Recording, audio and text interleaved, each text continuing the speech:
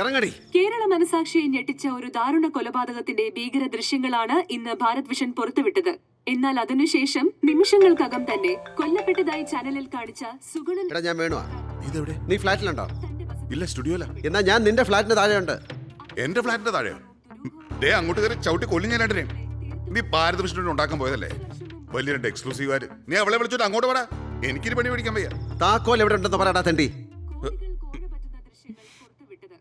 നീ വേണമെങ്കിൽ കയറിക്കോ, അവളെ കയറ്റാൻ പറ്റില്ല. അത് ഞാൻ തീരുമാനിച്ചോളാം. താക്കോൽ എവിടെ ഉണ്ടെന്ന് പറയടാ പുല്ലേ. ജനൽപ്പടിയിലുണ്ട്. പിന്നെ ആരെങ്കിലും ബെല്ലടിച്ച് വാല് ഓർക്കരുത്. പുറത്തിറങ്ങി എന്റെ ആഫീസ് മുട്ടും. ഇനി നീ ഇതുകൊണ്ട് വിളമ്പിക്കോട്ടേ, കൊല്ലും ഞാൻ.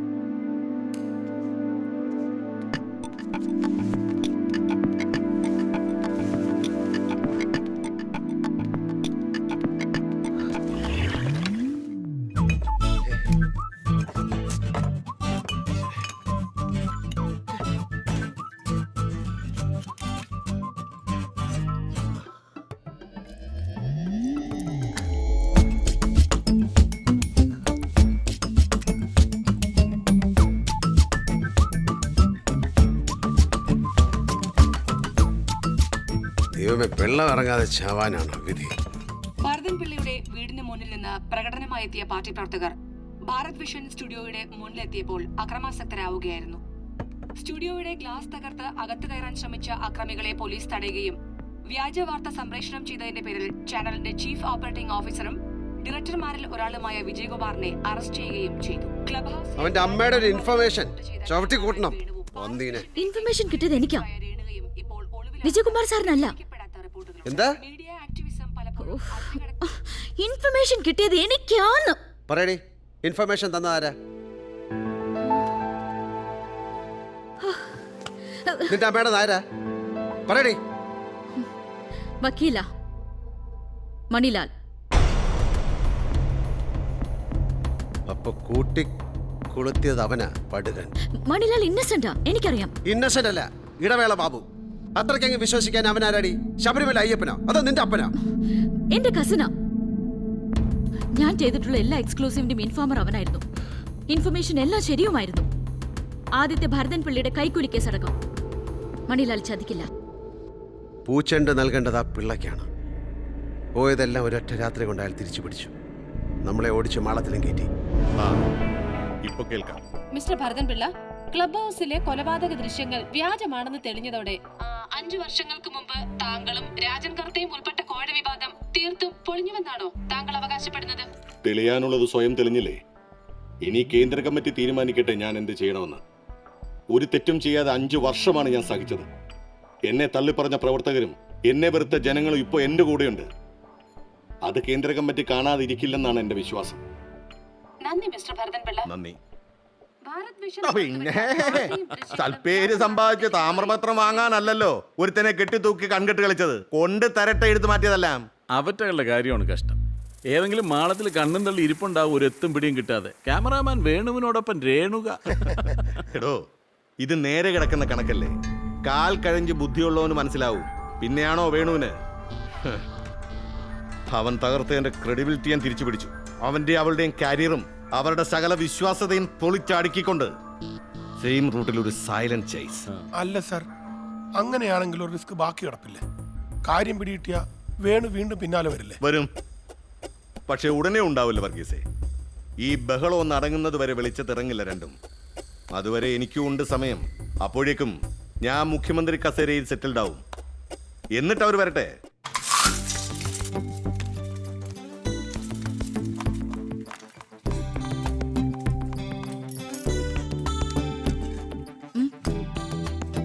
സവാള എനിക്ക് വേണ്ട നിന്റെ സവാള എന്നോ?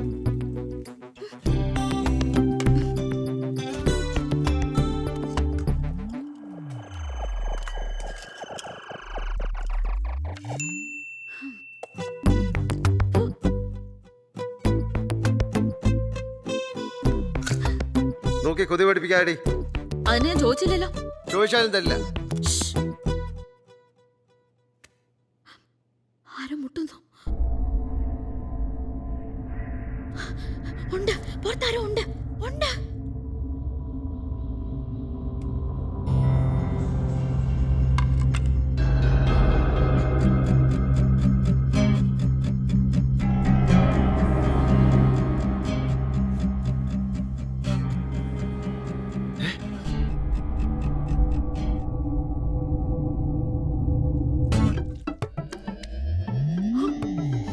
ആക്രാന്ത പിശാച്.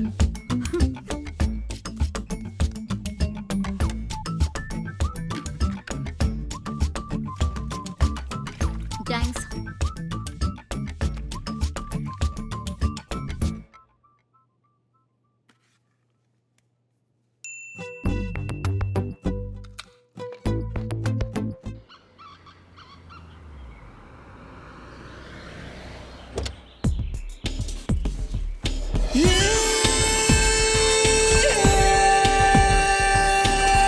അവരോട് അകത്തേക്ക് വരാം.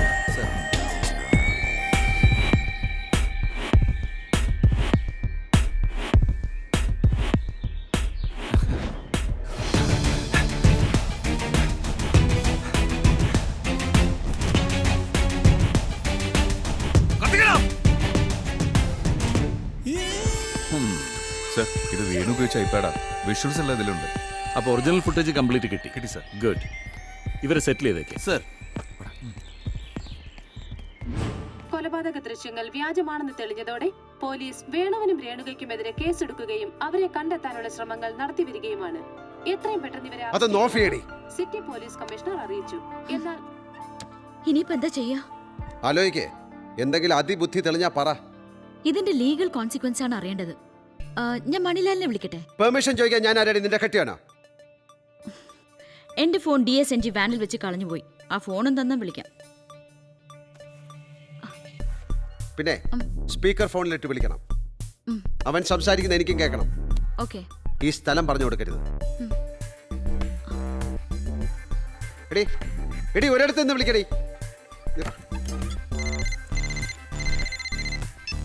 ഹലോ മണി, ഞാൻ രേണു.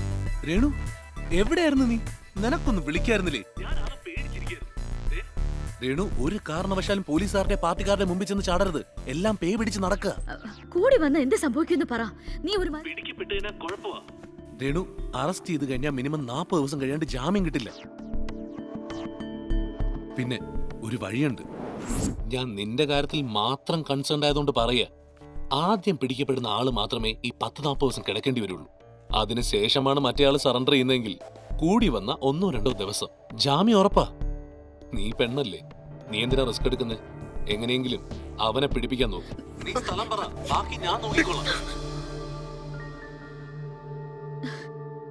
എന്നെ നോക്കണ്ട. എന്നോടുള്ള താല്പര്യം കൊണ്ട് എന്നെ രക്ഷിക്കാൻ വേണ്ടി പറഞ്ഞതായിരിക്കും മണി.